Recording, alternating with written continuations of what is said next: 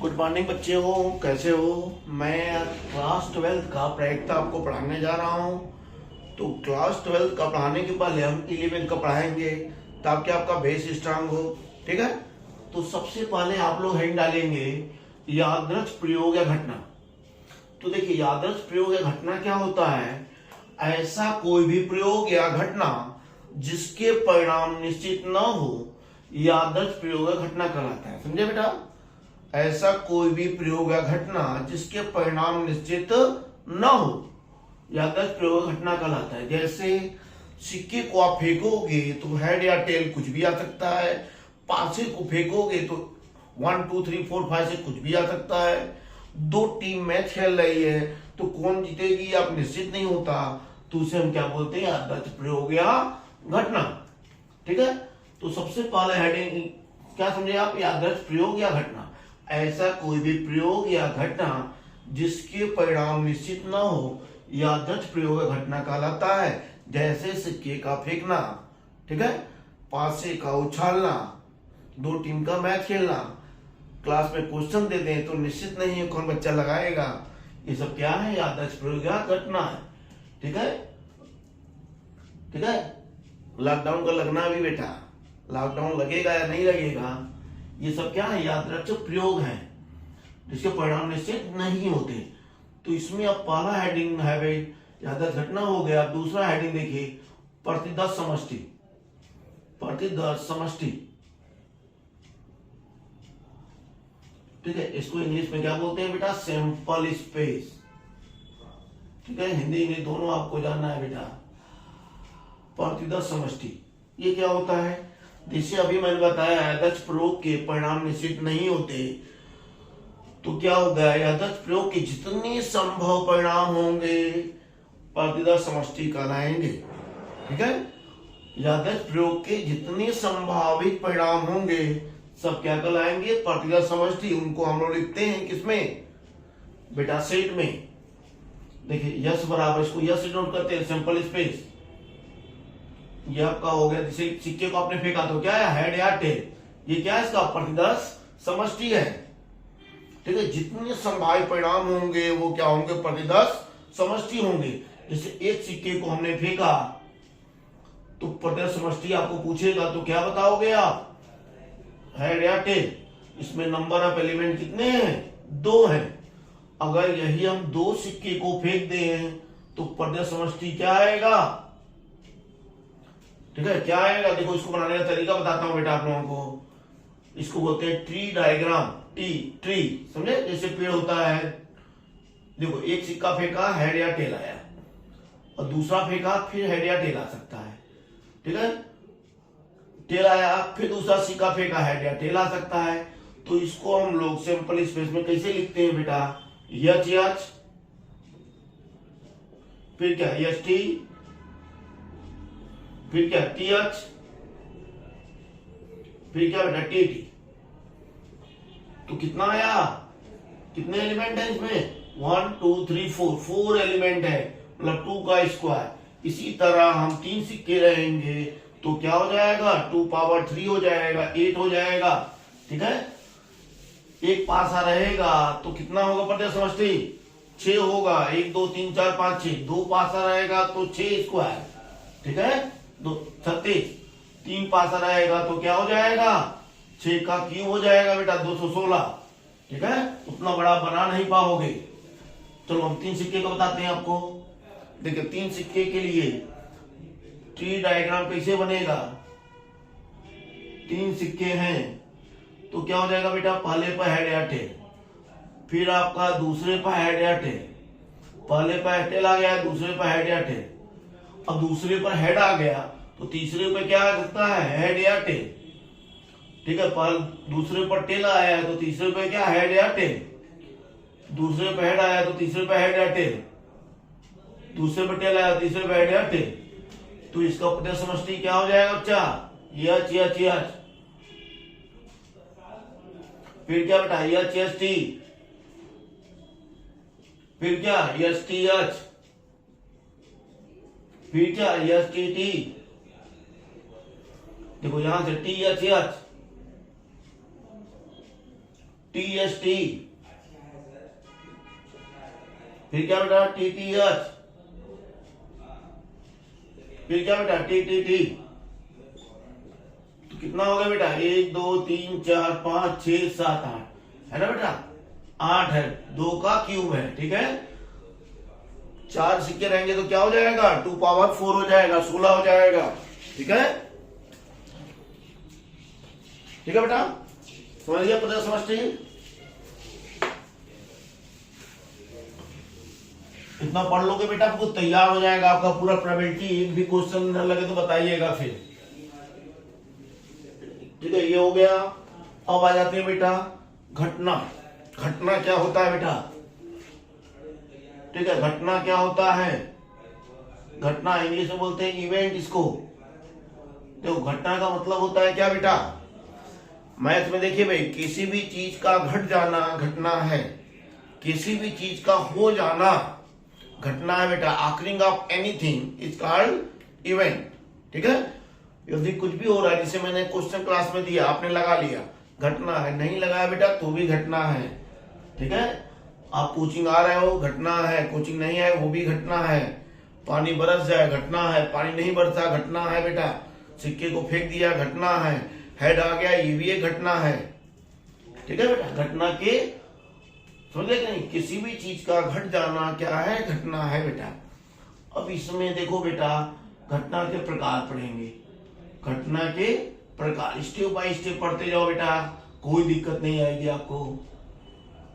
ठीक है, types of event.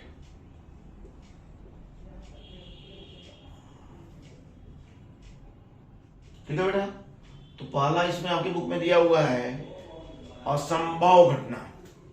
दो बेटा नाम से क्लियर है, असंभव,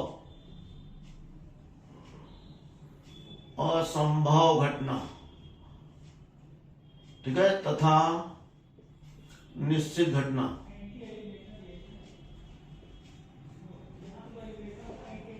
ठीक है, असंभव घटना तथा निश्चित घटना। मतलब असंभव मतलब क्या बेटा? इम्पॉसिबल। ठीक है, impossible event and sure event.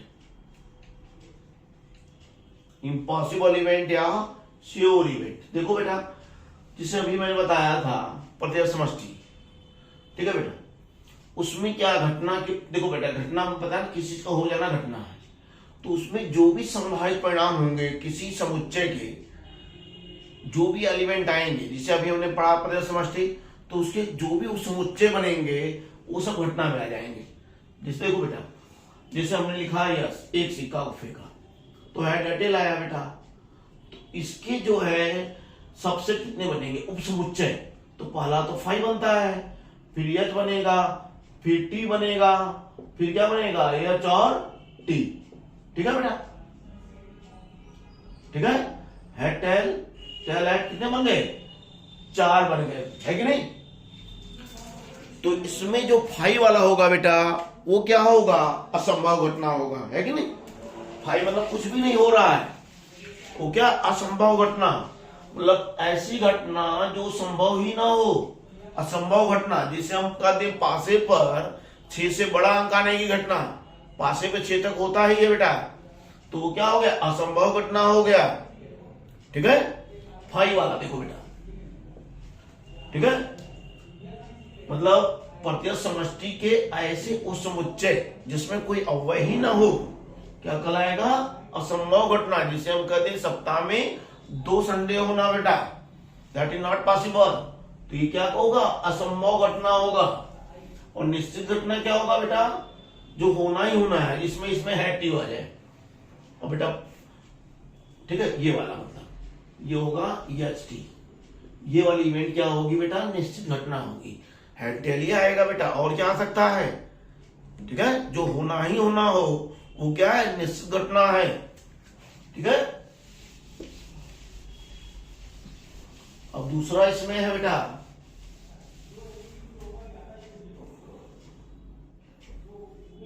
देखो बेटा, कुछ तो ऐसे हैं जैसे साधारण घटना। साधारण घटना में क्या होता है बेटा? जिसमें केवल एक अव्यय हो, वो क्या है? साधारण घटना। ठीक है, जिसमें केवल एक अव्यय होगा वो क्या होगी बेटा, साधारण घटना। और जिसमें एक से ज्यादा अवयव होगा उसको कहेंगे मिश्रित घटना।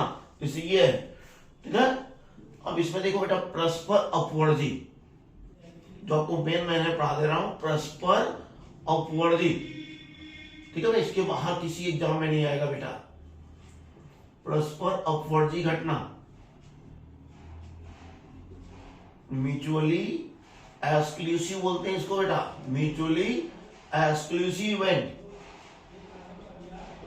को परस्पर अपवर्जी घटना। ऐसी दो घटनाएं जो एक साथ कभी ना घटे उसे बोलेंगे क्या बेटा, परस्पर अपवर्जी घटना। ऐसी दो घटनाएं जो कभी साथ घटे ही ना, दोनों का साथ घटना असंभव हो, उसे बोलते हैं बेटा परस्पर अपवर्जी घटना। की पहचान क्या होती है बेटा, या होता है या।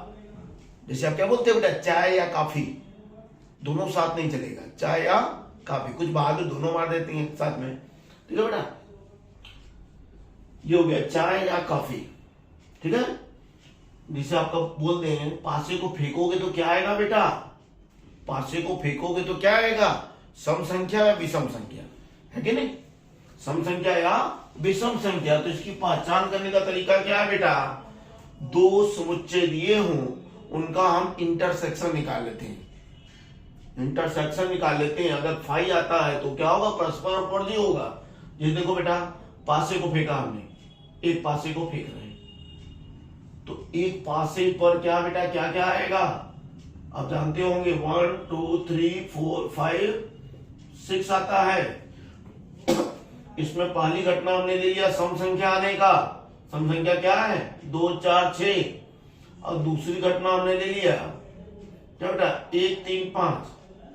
दोनों का बेटा इंटरसेक्शन मैंने जानते हो ना बेटा, कॉमन, दोनों में कॉमन है कि नहीं, तो दोनों में कॉमन कुछ है बेटा, नहीं है, 5 है, तो ये कहलाएगी परस्पर अपवर्जी घटना। ऐसी दो घटनाएं जिनके उस समुच्चय का इंटरसेक्शन 5 हो जाए उसे हम बोलेंगे परस्पर अपवर्जी घटना। मतलब इसमें कोई एलिमेंट आएगा ही नहीं बेटा, इसमें कोई भी एलिमेंट आएगा ही नहीं, जीरो होगा ये, तो ये कहलाएगा परस्पर अपवर्जी घटना, ठीक है। बोलने बताया ना, या आएगा, देखो सम संख्या होगी या विषम, दोनों एक साथ हो सकती है बेटा, नॉट पॉसिबल, ठीक है। तो ये परस्पर अपवर्जी घटना है, ठीक है, समझ गए। ऐसी दो घटनाएं जो कभी साथ ना हो, ये क्या परस्पर अपवर्जी घटनाएं।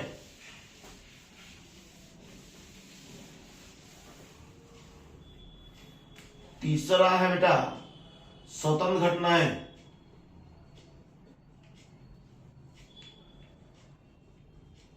ठीक है बेटा, 11 का है तो थोड़ा जल्दी बता देता हूं बेटा, फिर हम लोग 12th में आएंगे तो एक एक क्वेश्चन आप लोग को लगवाएंगे, अब पूरी एक साइड लगवा देंगे, ठीक है। स्वतंत्र घटनाएं, देखो बेटा नाम से क्लियर है, स्वतंत्र मतलब क्या, एक दो घटनाएं ऐसी हो जिनमें एक के घटने का प्रभाव दूसरे पर न पड़े, दोनों एक साथ हो सके, ऐसी दो। इसमें क्या आता है, और आता है, ए और बी, ठीक है।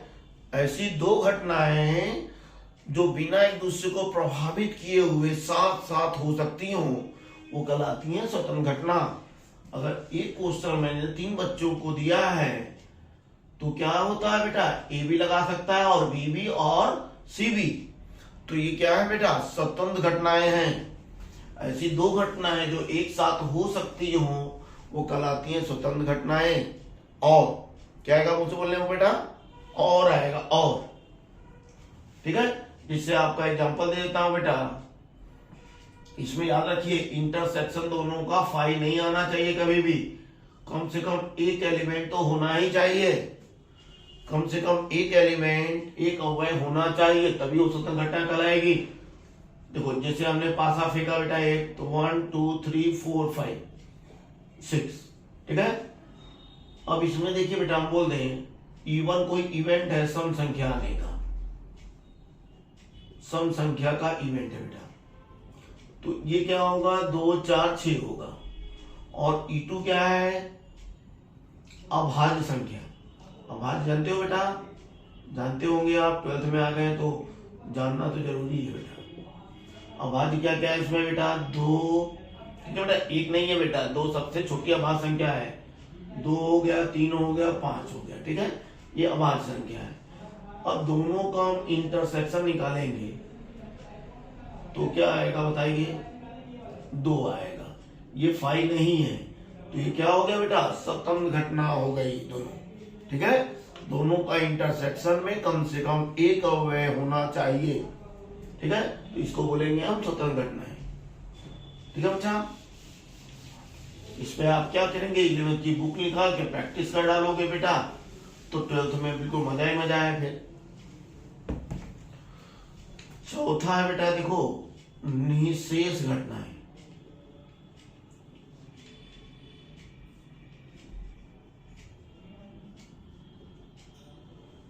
ठीक है, निःशेष घटनाएं, इसको बोलते हैं क्या बेटा, एग्जॉस्टिव इवेंट, एग्जॉस्टिव इवेंट। तो ये क्या होती है निःशेष घटनाएं, कई घटनाएं ऐसी हों कि अगर उनका यूनियन निकाला जाए और वो यश के बराबर आ जाए, प्रतिशत समष्टि के बराबर आ जाए, तो इसे क्या बोलेंगे हम, निःशेष घटनाएं, ठीक है बेटा। यूनियन निकाल जानते होंगे आप, जिसे हम पासा फेंक रहे हैं बेटा, एक पासा फेंक रहे हैं। पहली घटना हो जाए आपका सम संख्या आने का, 2 4 6, दूसरी संख्या हो जाए विषम संख्या आने का, ठीक है, तीसरी संख्या हो जाए अभाज्य आने का। अब तीनों का मैं यूनियन निकाल दूं, यूनियन में जानते हो ना बेटा, सभी एलिमेंट को लिखा जाता है, एक बार लिखते हैं, सभी को लिखे, छोड़ेंगे किसी को भी नहीं और किसी को रिपीट भी नहीं करेंगे। तो ये आगे देखो बेटा किसके इक्वल आ गया, ये यस की। तो ये सब क्या है, निःशेष घटनाएं हैं, ठीक है, इनको क्या बोलते हैं, निःशेष घटनाएं, ठीक है बेटा। तो ये टाइप्स हो गए और इस पे आप क्या करिएगा, पढ़ लीजिएगा बेटा, इसके बाद आगे चलते हैं हम लोग, ठीक है। इसके प्रोबेबिलिटी का, ठीक है, मेन चीज शुरू होगा बेटा, ठीक है। Okay bye.